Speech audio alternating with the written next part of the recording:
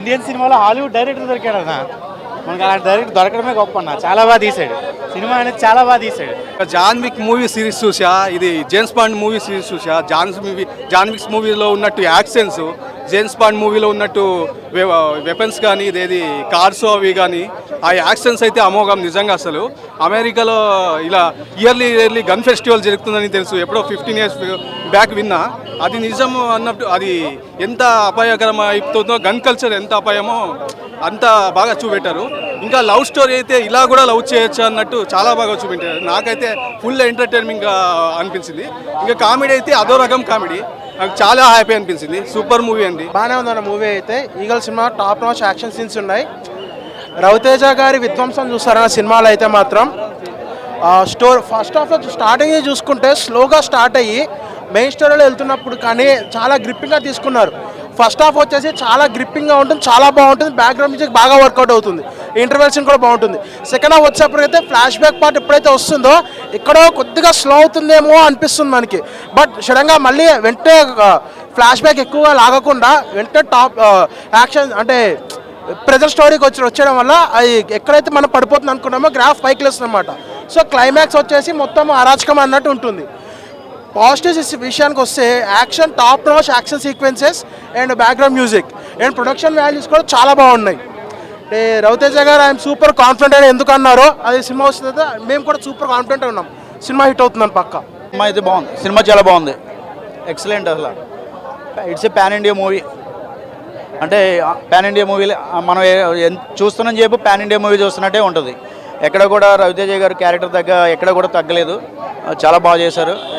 అంటే ఇలాంటి స్టోరీలు కూడా చేయగలరు రవితేజ గారు అని మరొకసారి చూపించారు. సూపర్, చాలా బాగుంది. ఫస్ట్ హాఫ్ బోర్ కొడుతుంది, కొంచెం అక్కడక్కడ ల్యాగ్ సీన్స్ ఉంటాయి. అలా నిద్రలో జారుకునే టైంలో ఒక బాంబ్ బ్లాస్ట్ జరుగుతుంది, మెలకు వచ్చేస్తూ ఉంటుంది. మళ్ళీ అలా నిద్రలోకి వెళ్తాం, ఇంకో బాంబ్ బ్లాస్ట్.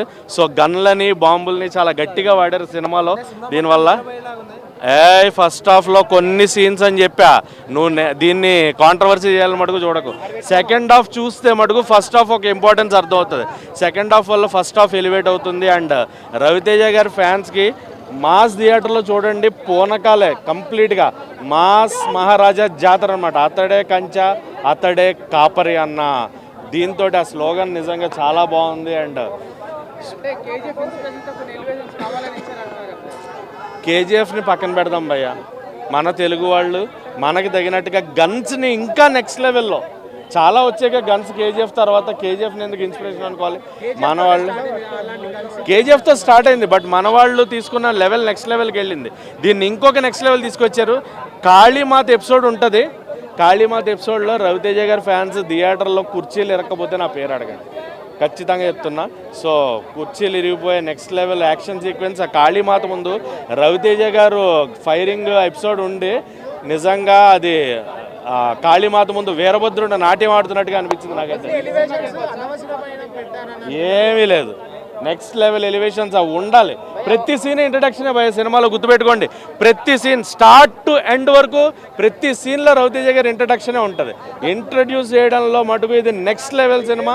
ప్రతి సీన్ ఎలివేషనే ఉంటుంది. అండ్ ఆల్సో సెకండ్ హాఫ్లో లవ్ ట్రాక్ నాకు చాలా చాలా చాలా నచ్చింది. కావ్య తాపర్ గారు అసలు నెక్స్ట్ లెవెల్. అండ్ అనుపమ గారి క్యారెక్టర్ చాలా బాగుంది, మధుబాల గారి క్యారెక్టర్ బాగుంది, అండ్ శ్రీనివాస్ అవసరంలా గారి క్యారెక్టర్, అజయ్ ఘోష్ గారు అండ్ నవదీప్ గారి క్యారెక్టర్. ఖచ్చితంగా నవదీప్ గారికి ద బెస్ట్ సపోర్టింగ్ రోల్లో అవార్డు వచ్చే తీరాలి ఈ సినిమాకి, అంత మంచి సపోర్టింగ్ రోల్ చేశారు.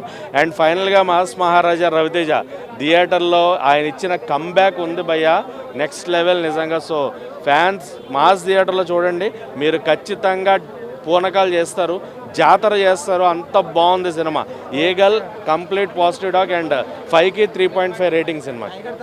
పదాలు తెలియని పెదవులకు అమృత వాక్యం అమ్మ. సంతానలేమి సమస్యతో బాధపడుతున్న ప్రతి స్త్రీమూర్తి బాధను మేము అర్థం చేసుకోగలం. Fertinine world best embryology lab మరియు జిల్ట్రిక్స్ అలారం సిస్టాన్ని మొట్టమొదటిసారిగా ఏపీ మరియు తెలంగాణలో ఈ నెల 9న ప్రముఖ సినీ నటి స్నేహ, స్పెయిన్ దేశానికి చెందిన international senior embryologist Javier Herrera గారు ప్రారంభించారు. ఈ శుభతరుణంలో రక్త పరీక్షలు, AMH test, RBS, సెమిన్ analysis, ultrasound scan, follicle scan ఈ నెల 31 వరకు ఉచితంగా అందిస్తుంది. 49 అంటే సంతానం, 49 అంటే సంతోషం.